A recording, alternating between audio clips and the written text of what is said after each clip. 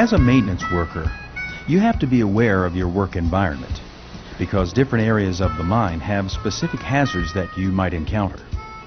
Refineries have their own inherent hazards, and as a maintenance worker, you need to be aware of them.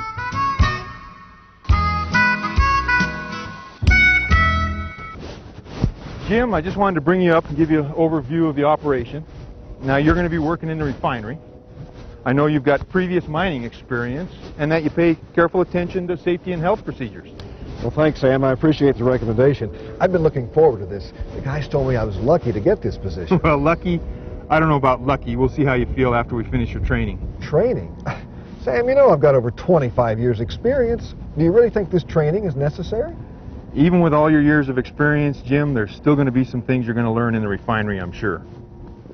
Now, Jim, the hazards in the refinery are in addition to the hazards that you're used to. You don't think they wear those funny white suits for nothing, do you? And it's very important that you understand the hazards you're going to be exposed to. If you don't, it can affect you and all the other employees in the refinery. Now, do you remember your respirator training?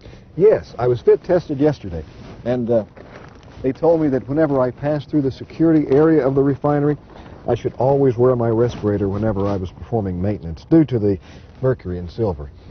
I was also told to use the combo cartridges whenever I was working inside the refinery. I have to admit, I've never worn a respirator before. Well, and that's my point, Jim. The refinery has its own inherent hazards.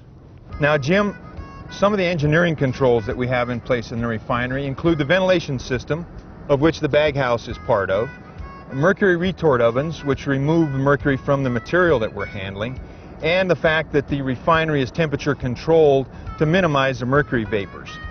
Now, we wear our respirators as our last line of defense so that we're not accidentally exposed to mercury or silver. Now tell me, what other types of training did you receive yesterday? Well, we went over the type of personal protective equipment, PPE, that I'm to wear inside the refinery. They said that once I check into security, I need to go into the change room and change into my disposable PPE. They made it very clear I'm not to wear my street clothes into the refinery. And to do a fit check. Very good.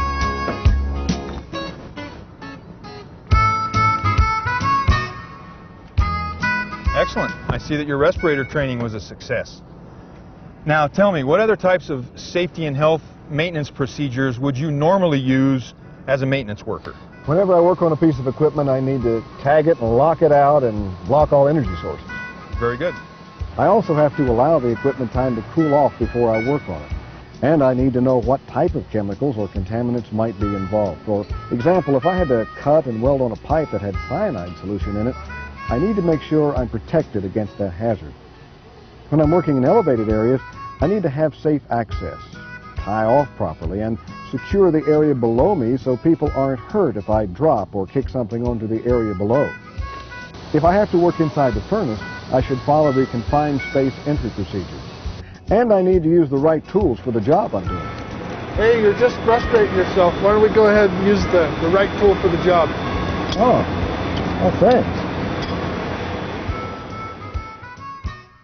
Well, Jim, you seem pretty familiar with basic maintenance procedures. Now let's go inside and let me show you some of the other hazards you need to be aware of in the refinery. Okay. Jim, this is Jack, our refinery security guard. Also remember to sign in when you go into the refinery and sign out when you leave. Good. Welcome to the refinery. Thanks, Jack. Don't forget to scan your electronic key card. Okay.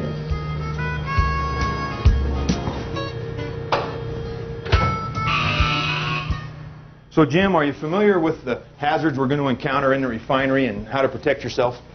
Yes, I am. In fact, that's why I'm wearing these disposable coveralls, and I'll be ready to go into the contaminated area, right? Well, that's not all. Keep in mind, because maintenance will often be performed on mercury processing equipment, we need to be familiar with proper respirator usage. As maintenance mechanics, we will at times be exposed to higher mercury levels than is found during normal operations. Remember, you're responsible for your respirator, including proper cleaning and storage. But I checked today's mercury numbers in the refinery. Everything looked good, so we won't need our respirators today. That's great news, because I tell you what, I feel like a doughboy in this outfit. I tell you what, there's a lot of procedures to follow to get into the refinery. Boy, isn't that the truth. Jim, this is what I was talking about. Here's today's mercury readings on the computer, and as you can see, they're well below the exposure limit. Now we're in the contaminated area, or what some people would call the dirty side. Now this is contaminated PPE storage for PPE that can be used more than once. Remember, things that are used in the refinery stay in the refinery. Even my tools? The refinery has its own tools. Now, I like that. I'll always know where my tools are. That's right.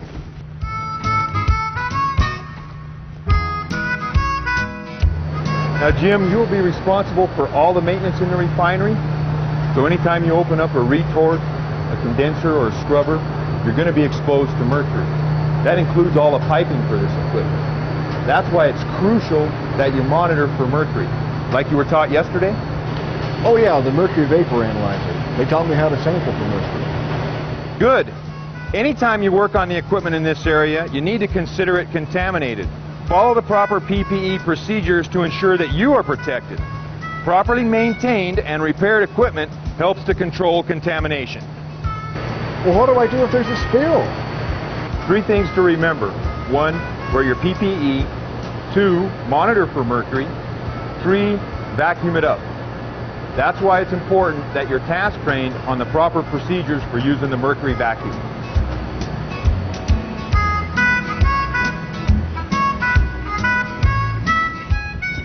Boy, you've got this place well ventilated. Where does all the ductwork lead? This area is well ventilated, Jim. This ductwork goes to the bag house outside. It collects both the hazardous fume from the furnace and the hazardous particulate from the mixer in the next room. Well, what's the story on the bag house? Do I have to follow any particular procedures when I'm working on it? In addition to the PPE you're already wearing, it's important that you wear goggles and your respirator while working on the bag house, because you'll be exposed to silver dust and other heavy metals. Both the filter bags and the particulate that is collected by the bag house are hazardous materials, but they do contain valuable levels of gold and silver. We ship these byproducts off-site for further processing. Now let's talk about the sump area. It's used to trap all the mercury from the drains in the refinery. Always use the mercury vacuum to clean out the sump. The electrowind cells. They're used to capture the precious metals. This material is contaminated with mercury and silver. Then the retorts are used to drive off the mercury. The scrubber, condenser, and sump are all part of the retort system. The main thing to remember in here is maintain the units, repair the leaks right away, and follow the refinery PPE and cleanup procedures. What if I have to work on the piping? Jim, many of the pipes contain mercury. Just keep that in mind. If you have to do any cutting or welding, remember that mercury vaporization increases with heat. Make sure you have adequate ventilation and wear your respirator. As a general rule, we chill the ambient air in the refinery to minimize mercury vaporization. I don't know why it's so cold in here. It is. We make sure the room is always at 60 degrees Fahrenheit. It's important that it's always chilled to minimize mercury vaporization. All right, Sam, what about mercury? How can it hurt me? If you follow the procedures that we're covering, you'll always be protected from the hazards of mercury. But elevated levels of mercury can harm you. It affects the nervous system and is a neurotoxin. It affects the liver, kidneys, and the skin also. Mercury can cause weight loss, fever, skin irritation, and gastrointestinal disorders. One more thing. This is the emergency shutdown manual for the equipment here in the refinery. When you have the opportunity, you need to study that so you'll know what to do in the event of an emergency. Any other questions you can think of right now, Jim? No, Sam, I don't think so. You've been very thorough. I understand why this training is so important. Well, we've got one more thing we need to cover. You're kidding me. Jim, before we can leave the dirty side, we need to dispose of our contaminated PPE here in this barrel. Then we'll wash up. If we needed respirators today, we would clean and properly store those. By now you understand why.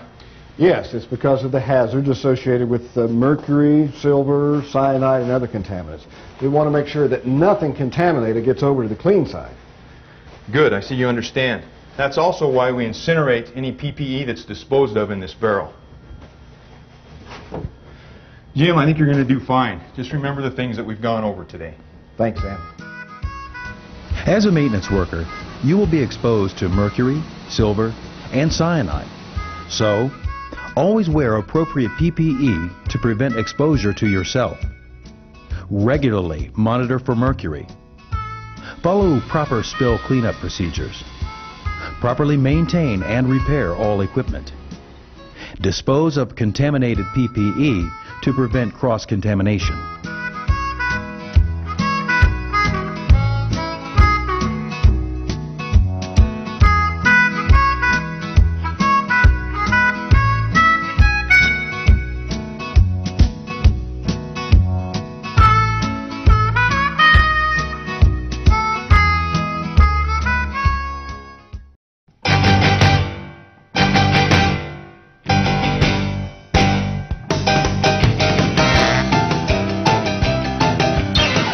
We all wear some type of personal protective equipment to protect us from the hazards associated with our jobs.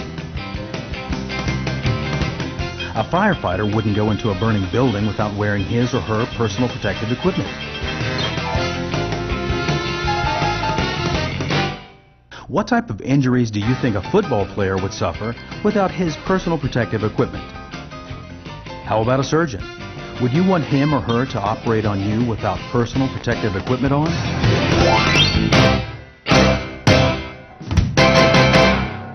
Good morning, Jim. Good morning, Sam. It was great to be on board. I'm glad to be moving to the refinery. We're glad to have you, Jim. Today, we need to do some safety training that's required by the Federal Mine Safety and Health Administration, or MSHA. We're going to talk about some of the PPE that's required for a job in the refinery. Wow. I've never had to wear some of these things. What's the point? PPE is absolutely essential in protecting miners from serious, even fatal accidents, injuries, and illnesses. Today, I'll explain why you're going to want to wear your PPE in the refinery. Jim, anyone working at the mine will be required to wear personal protective equipment when appropriate. For example, in the refinery, you'll encounter hazards such as mercury and heat that demand the use of PPE specific to those hazards. We're also going to cover hazard recognition, evaluation, and control. The best place to start is at the beginning. Mercury is in our ore. When we recover gold and silver, we also recover mercury. Mercury is toxic, and elevated levels of it are harmful to the body. We have to protect our miners from the hazards associated with it, and we have to protect the environment as well. Mercury is a silver-white, heavy, odorless liquid with an 8-hour occupational exposure limit of 50 micrograms per cubic meter.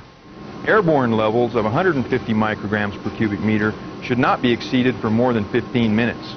A drop of mercury the size of a penny that fully vaporizes will fill the volume of a football field all the way to the tips of the goalposts, resulting in an airborne concentration that approaches 150 micrograms per cubic meter.